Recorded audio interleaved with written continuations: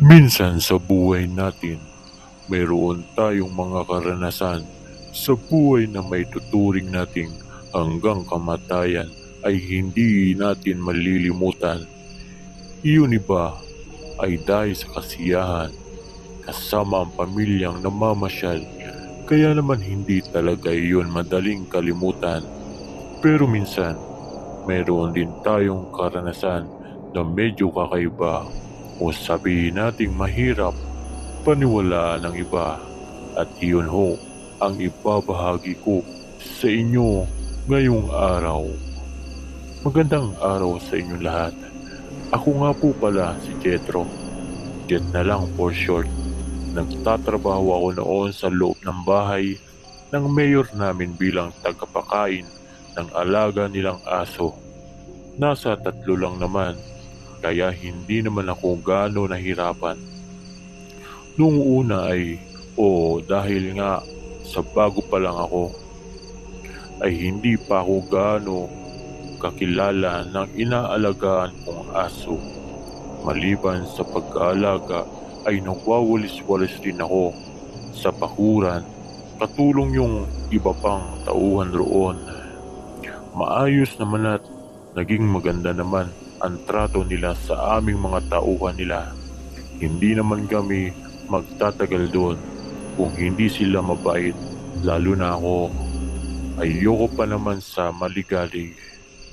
Bali maglilimang buwan na ako nagtatrabaho sa kanila hanggang sa ilipat nila ako ng destino.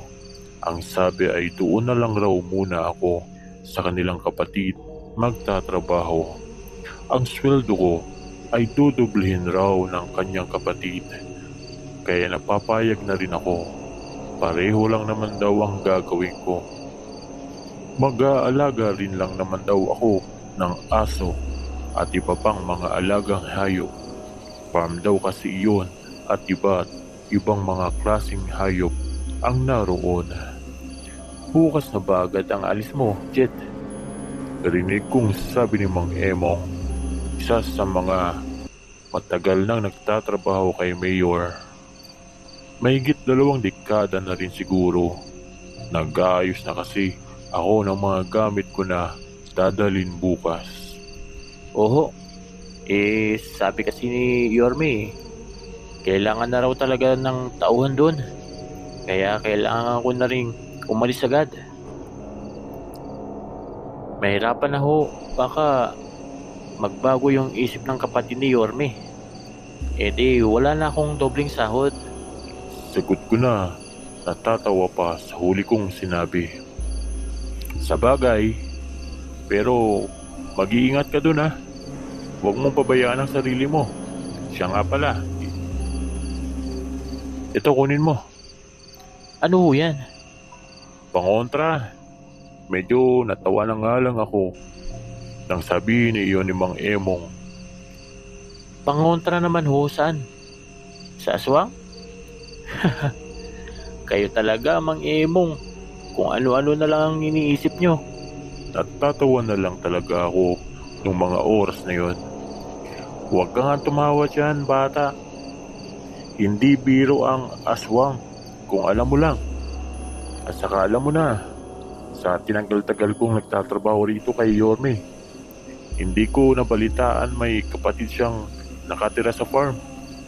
Ang alam ko, puro nasa abroad ang kapatid niya. Kaya mag-iingat ka doon at dalhin mo tong pangontra na to. Magagamit mo yan kung sakali man. Malay mo, may mga aswang ron sa lugar nila, kaya huwag kang tatawa-tawa dyan. Oo, sige na. Ituloy mo na yung ginagawa mo. Basta mag-iingat ka lagi ron ha. Uwi ka ni Mang Emong at tinapik pa ako sa balikat bago siya umalis. Iniwan niya sa mesa ang binigay niya sa aking pangontra. Nakabalot ito sa pulang tela. Napailing na lang ako habang kinukuha iyon at isinusuksok sa bag ko. Ang totoo kasi niyan, hindi talaga ako makapaniwala sa mga aswang na sinasabi nila. Hindi pa naman ako nakakita kaya hindi rin talaga ako naniniwala. Pero ginawa ko pa rin naman yung pangontra. Malay mo naman, hindi ba? Ay, bahala na. Kinabukasan nga ay maaga akong umalis. Pero syempre, nagpaalam muna ako sa mga kasama ko sa trabaho, lalo na kay Mang Emong. Bagamat nakapag-usap naman kami kagabi, sinabi pa nga nito na kung may problema naman daw ay tawagan ko lamang siya. Ngayon nga ay lulan na ako sa biyahe. Mga ilang oras din akong nasa biyahe. Medyo malayo kasi. May nasasalubong naman raw sa akin. May sasalubong naman raw sa akin pagbaba ko ng bus. Siya ang maghahatid sa akin papunta sa farm. Makaraan pa nga ng ilang saglit ay nakababa na rin ako. Hinanap ko ang lalaking susundo sa akin. Mabilis ko lang siyang nakita dahil nagtatawagan naman kami. Pagkalapit ko sa kanya ay may mga kasama rin siya. Mga lalaki rin. Makakasama ko rin pala sa trabaho. Madami pala kami. Kala ko ako lang. Pero mabuti nga yun para hindi masyadong mahirap ang trabaho kapag marami. Sumakay kami sa tricycle patungo sa pupuntahan namin. 2 tricycle pa nga ang ginamit dahil nga medyo marami din kami. Bali 8 kasi kami. Pagkababa namin ng tricycle, naglakad pa kami sa Kakahuyan. Ang sabi kasi ay nasa may gubat raw ang farm. Medyo malayo pa. Habang naglalakad nga kami noon, may isang grupo rin kaming nakasalubong. Karamihan naman sa kanila ay babae. Kunti lang ang lalaki. Dumaan kami sa iisang daan. Kaya naman napatanong sa akin yung isang babae. Saan ang punta nyo? Sabi nito. Hindi ko nga alam eh. Bago lang ako rito. Pero magtatrabaho kami sa farm. Nahihilang kong sagot sa kanila. Ganun ba? Saan nyo? Kayo? Saan din ang punta nyo? Diyan lang, malapit lang yun dito.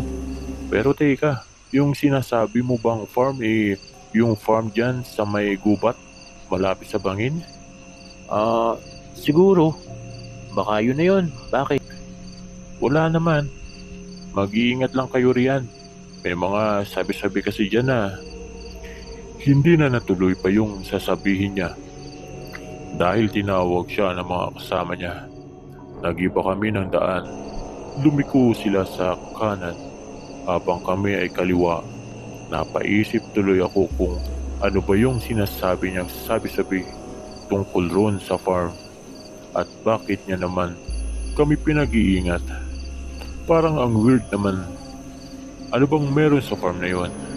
Napalingon na rin ako kung saan lumiko ang mga kasama ng babaeng nakausap ko. Mukhang may gala yata sila. Mabuti pa mga yun. Pasarap-sarap lang sa buhay nila. Samantalang ako, kami, kailangan magtrabaho para sa pamilya. Ang totoo niyan, nag-aaral pa sana dapat ako. Pero dahil nagkasakit ang inay ay kailangan kong tumigil at kumayod. Ilang minuto pa kaming naglakad at sa wakas ay natatanaw na rin namin ang bungat ng sinasabi nilang farm. Nang makalapit nga kami roon, ay sa gilid ng gate nito, mayroon 2 parang kulungan na gawa sa kawayan. May kalakihan rin, kasya ang isang tao kapag nakahiga. Hindi ko nga lang makita kung ano bang laman na yon. Magkakadikit kasi ang mga kawayang pinagawa. Halos wala akong masilip kung ano bang ang nasa loob na yon. Habang pinagmamasdan ko nga ang isa, nakarinig naman ako ng isang ipit na boses na parabang nakatali ang kanyang bibig. Noong una ay hindi ko alam kung saan nanggagaling yon, hanggang sa napatuon ang pansin ko isa-isa pang kahon katabi ng isang una kong tiningnan.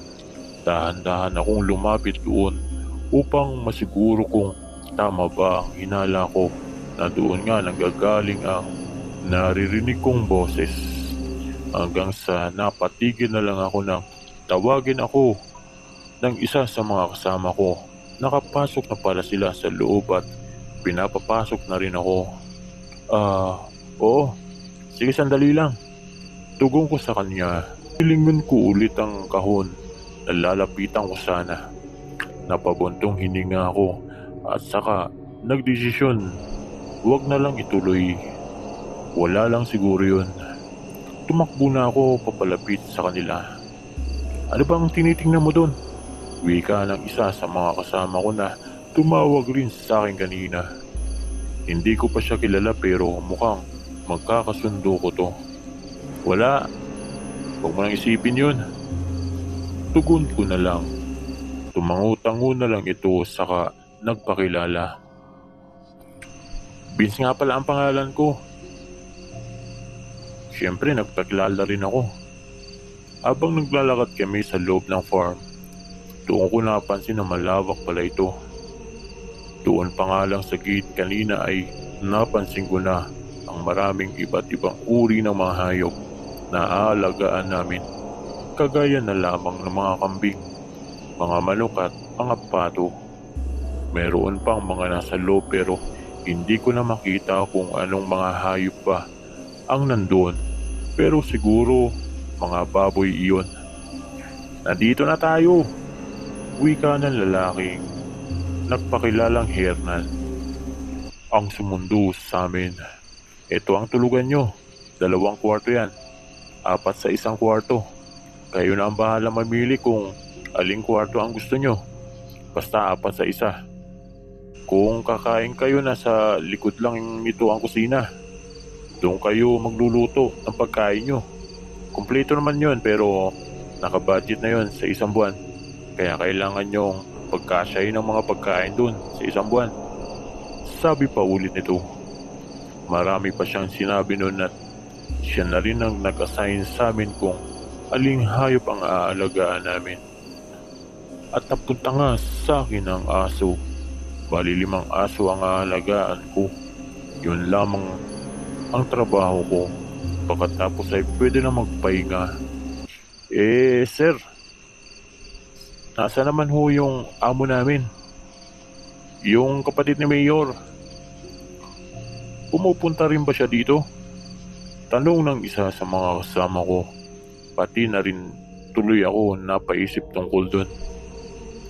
Pumupunta siya dito 1 beses sa isang buwan. Kapag naghahatid siya ng pagkain, tinitingnan niya rin kung maayos ba ang trabaho nyo. Kung inaalagaan nyo ba yung mga hayop ng mabuti. Nagbibigay rin yun ng bonus kapag nakikita niya maganda at maayos ang trabaho nyo. Kaya pagbutihin nyo. Sagot nito.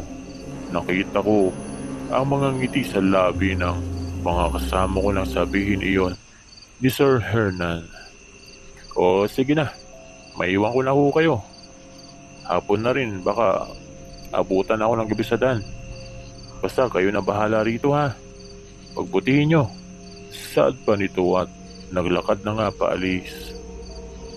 Nang makalayo ito, ay saka naman nagtawa na ng mga kasama ko. Mukhang tiba-tiba tayo rito ah. Wala lang ang amo. Madali lang ang trabaho. Tapos malaki pa ang sweldo. Nak, saan ka pa? Sabi ng mga ito nang may maghiyaw pa. Kung sa bagay, mukhang nakahanap nga yata kami ng magandang trabaho. Ang swerte nga namin. Siya nga pala, Jet. Saan kwarto ka pala matutulog? Tanong sa akin ni Vince. Kahit saan. Patawa-tawa akong sagot. Dito na lang tayo sa kabila. Yung 4, parang baliw dun sa isa. Total parang magkakakilala naman sila. Ito nga pala sina Paulo at Reagan, pinsan ko. Tayong 4 na rito. Sabi ni Vince. Tumayo na lang ako pagkuway. Nagpakilala rin sa 2. Mukhang mababait naman sila at magkakasundo ko.